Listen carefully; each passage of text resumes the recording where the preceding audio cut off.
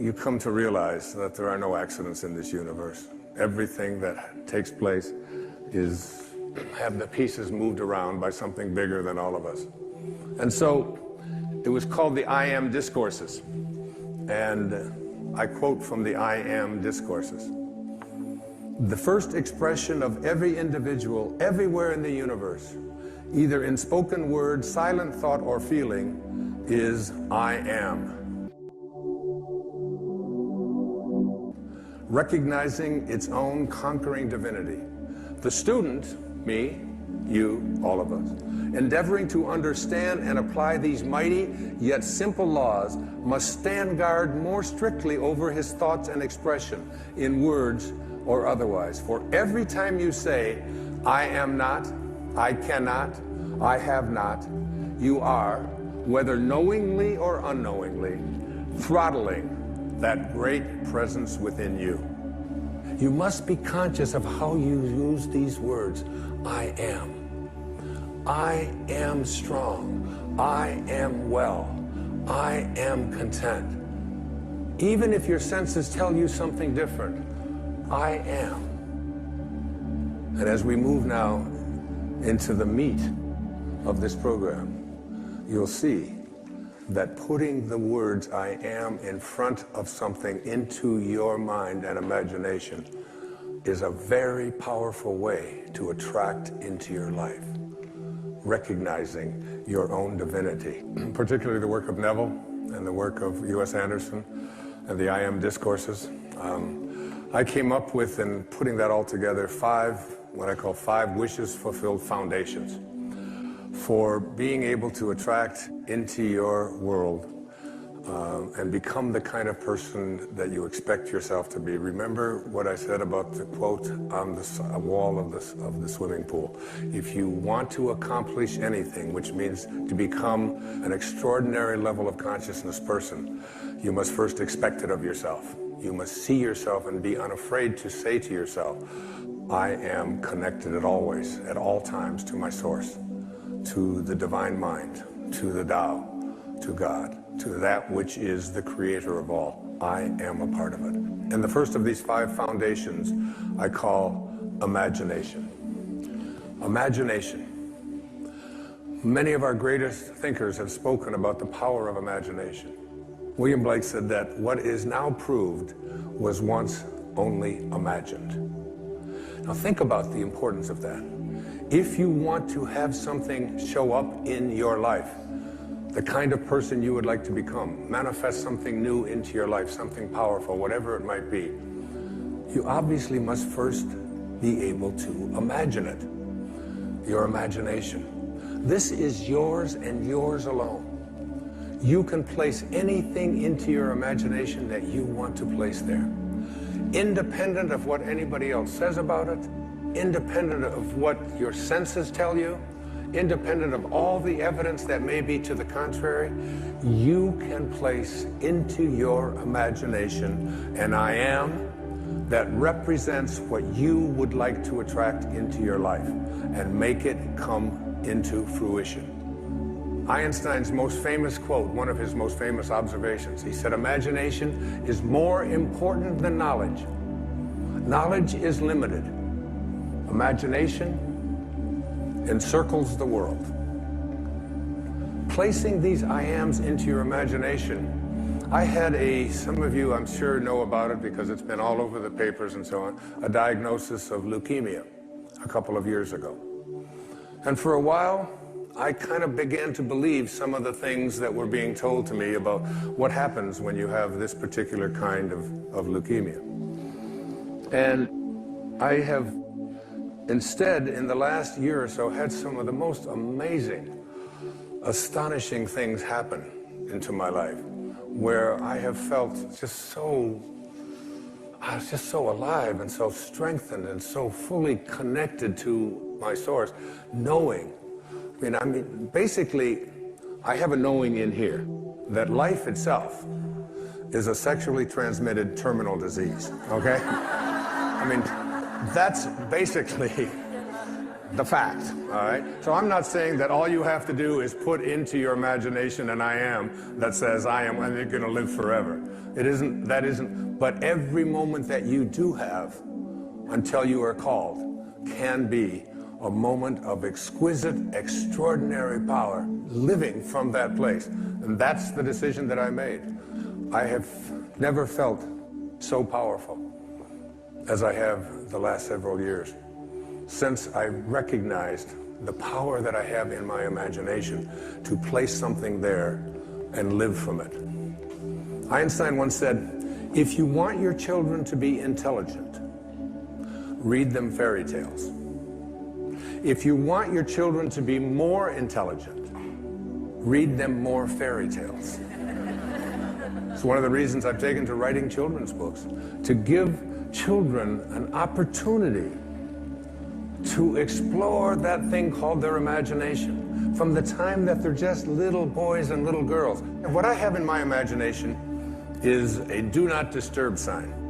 And it's like mentally inside, I've placed that in there. I do not anyone to disturb or try to change around anything that I have placed in there about what is possible for me. So you never want to place into your imagination any thought that you would not want to materialize.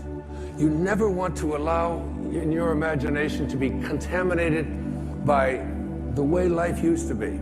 Your imagination is yours. Don't let any other people influence you. Never allow people's ideas about what is possible or impossible for you to occupy your imagination. I've called it, throughout my life, I've called it being a scurvy elephant. When I was in the 3rd grade, I was living in a foster home out in Mount Clemens, Michigan, and I came home from school and I talked to Mrs. Scarf and I said, Mrs. Scarf, what's a scurvy elephant? And she said, where did you hear that? And I said, I don't know, Mrs. Poole, my 3rd grade teacher, was talking to the principal, Mrs. Smith, and she said Wayne Dyer was in his classroom and called me a scurvy elephant. So she got on the phone and she called up and the principal said, oh, that's Wayne. He gets everything mixed up. She didn't say that he was a scurvy elephant in her classroom. She said that he was a disturbing element in her classroom. A disturbing element is someone who has in their imagination the possibility that they can do anything, that all things are possible. Again, it's one of those great lines from the New Testament. With God, all things are possible. Now you tell me, what does that leave out? What does all things are possible leave out? That doesn't leave out the possibility that we can defy gravity, that we can soar, that we can heal ourselves, that we can create magnificent prosperity in our life, that we can change the world. I said at one of the breaks here to the audience here tonight, I really believe that if this message gets out there into the world, we can shift the consciousness of this planet. If enough of us begin to believe, we're placing into our imagination a world that we want to live in that has no limitations and that is based on living from a place of love and kindness and God consciousness and spiritual awareness, divine mind at work. I believe it's possible. If enough of us begin to believe that we can create that kind of a world, if public television can put on these kinds of programs, which is why I am a part of public television, because this is what they broadcast. This is what comes into our homes. The energy of all things are possible, not the energy of violence and hatred and, and all of the silly stuff that you see so frequently on commercial and cable television, especially the violence and especially the rude communication between young children and their parents and so on. You don't see that here. It's why I'm here, raising money for this station and all public television stations. Einstein, once again, this man of imagination, said logic will get you from A to B, but imagination will take you everywhere. That's the first of these wishes fulfilled foundations. The second foundation is very significant and very important. I call it living from the end. This is one of the harder ones for people to get, but I'd like you to go again to the New Testament. Look at Romans 4:17. In the presence of him whom he believed God, who gives life to the dead and calls those things which do not exist as though they did. And calls those things which do not exist as though they did. Those are very important, significant words. You have to be able to call the things which you have not seen yet materialize and manifest into your physical world. You have to be able to say to yourself, I call those things that I would like to become as if they already do. And you place into your imagination fearlessly the I ams which you would like to create for yourself. And when it's time for me to write another book, I don't even know what it's going to be. I just know that it starts germinating inside me. And it's like a calling, it's like a passion. And I'm over there at my writing space. And before I do, I come up with the title. And before I even write one word, I did it with this book, Wishes Fulfilled. I take a jacket, this isn't even my book. And I take this jacket and I ask the art department at Hay House if they will please design a book with this title. And I put it around another book, which I have done, and I set it on my writing space next to Ralph Waldo Emerson and Jesus Christ picture and Paramahansa Yogananda and my children and the people that I love deeply and profoundly in my life. And I look at it with 3 white candles that I light every single time I sit over there. And I look at that jacket. And it's as if I call those things, the book does not exist. I call it as if it did. When my leukemia diagnosis came in, the information that was sent to me continuously was, it's incurable. This is something that you can't change. And I would say to my children who would send me this, I would say, I'd really appreciate it if you didn't send me that kind of stuff. And they'd say, what do you mean? Why, Dad? Why wouldn't you want us to send that? It says that right in there. I said, what part of I am well is it that you don't understand? Because I have placed that into my imagination. I have a wonderful quote by the man I've cited before. His name is Neville, and it goes like this.